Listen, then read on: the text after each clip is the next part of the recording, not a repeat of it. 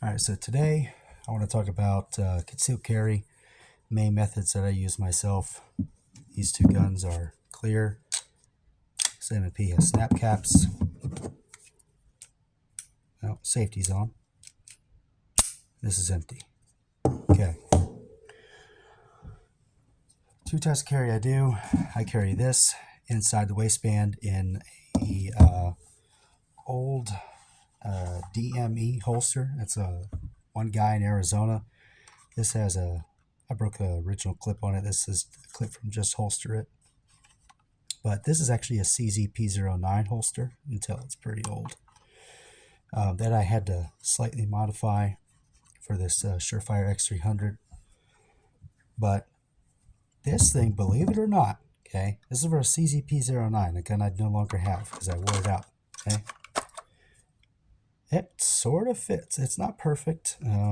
Trigger's almost exposed, but you'd be pretty hard-pressed to get in there. And you really got to shove your finger in there to get that. But I have another holster on the way, but this does allow me to carry this pretty safely.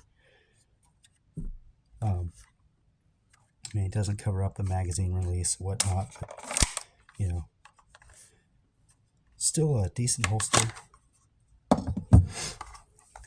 for the purpose that it serves. I got a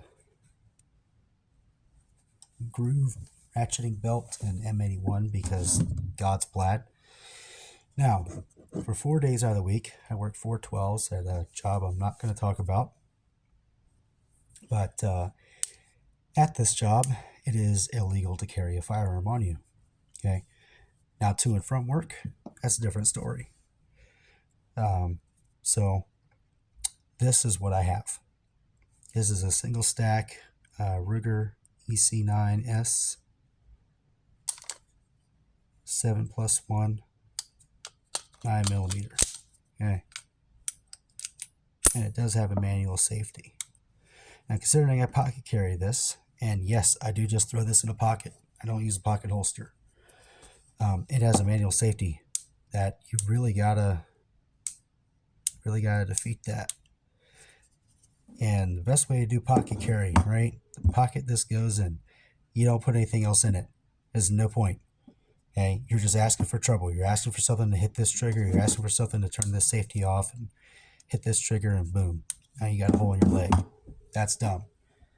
You don't have to get one of those bulky pocket holsters.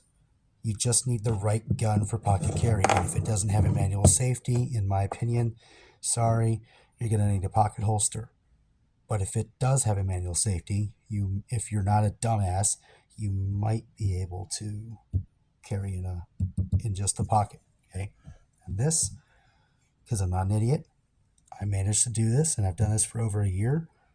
Haven't blown a hole in my leg. Haven't even come close. This gun, as I mentioned, I carried inside the waistband. I have not shot this yet. I am going to soon, probably, if not next week, I'm going hunting, but maybe the week after that. This is a older magazine I found in a store. I got the last one in there, and I'll get some more magazines, but I have 3 now. I painted the base plate brown and green because, you know, there's no point to have a black base plate on a tan gun. I'll probably just pick one color, brown or green. Probably brown because it matches the tan better. I don't have any tan paint, and I don't care enough to buy some. Ammo. Pocket gun, it gets pocket ammo. This gun sucks to shoot full power loads. I'll tell you what. This contour right here, this contour, I have the small because I have small hands. This gun fits great in the hand. Oh man, it just feels like home. I'll tell you what, it's more ergonomic than my CZP09, I'll tell you that much. And that gun was really good in the hand. This just feels like a kind of fat 1911, right? I mean, man, look at that. Look at that. I mean, high bore axis, or I should say low bore axis, my fault. I mean, wow, what a great fit to the hand, right? This thing has a high bore axis. I mean, look how much juts up over my hand, right? I mean, so this thing really wants to tilt back on you. But also, just this contour right here, I don't know what it is. I mean, the angle feels the same as this Smith. I mean, in the hand, they point almost identically. But I'll tell you what, there it is, this contour. I'll tell you what, this is not very friendly in the palm. It doesn't come back here enough, and it wants to push out more against the web of your thumb. So after a while, this thing will beat you in this kind of tendon right here. It'll smack you right here, and it's not that fun. I would rather shoot a Glock 23 with full power 40 Smith & Wesson for 500 rounds than do this for 200 rounds. The lifetime of this pistol, I've got about 1,000 rounds through it with no failures. I'm probably around 950, but close enough to 1,000. This thing has not failed once. I've only cleaned it twice. Actually, I put about 50 rounds since the last time I cleaned it. Just oiled it. These are pretty reliable. They get full of pocket lint. They don't really care. There's not a lot to these. They're just a Glock style, semi-cocked, half double action striker. This, I mean, I've seen the Garand thumb tests. I've seen what people have done to these things. I know that these are one of the most reliable handguns in the world at their price point. So I'm not expecting any issues with this thing. And even if there are, I'm sure Smith & Wesson will handle that. But I highly doubt that. Now, for the Smith, same ammo I carried in the P09, 124 grain Federal HST. In my opinion, it's the best off-the-shelf hollow point ammo that you can buy. Sorry, I'm not really into the super boutique hyper ammo, as Paul Harrell called them. I've had troubles with those, bad points of impact, just not super into it. It's not worth it, all the extra money that you get. You're not getting a whole lot better than this. So, and Spear Gold Dot is impossible to find. I still don't think Spear Gold Dot does as good through heavy clothing as this does. So, I can't think of anything else terrible to say about this, except maybe the trigger. Okay. Now, one thing I want to talk about is people, especially guys like Trench Grenade, right?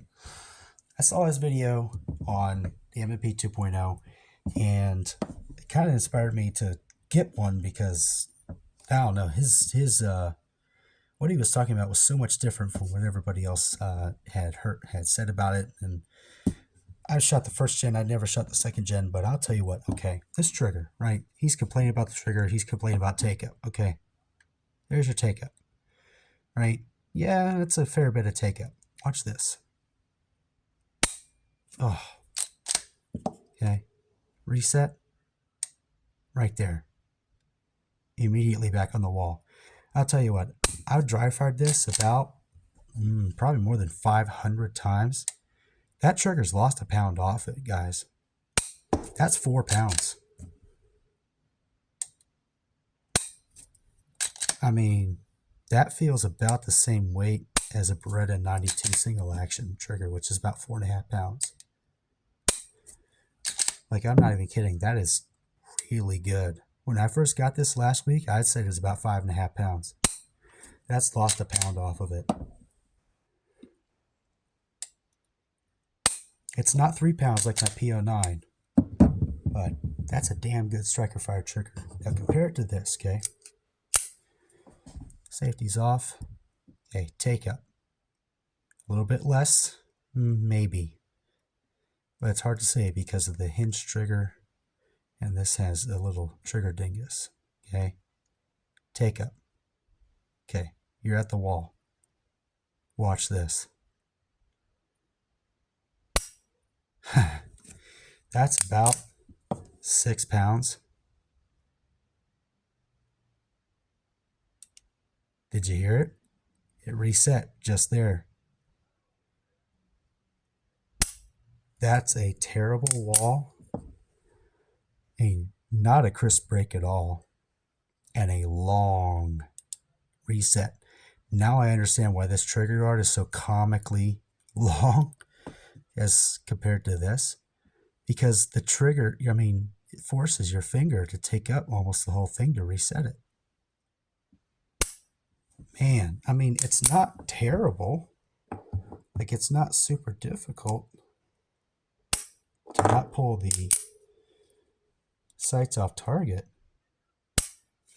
But it's just slow. You're not going to get fast strings of fire out of something like this, because not only because of how small and light it is, but because of this trigger. It's not as bad as a Glock trigger. Glock triggers are more mushy, but man, not crisp at all, and a terrible reset. Right now, compare to this.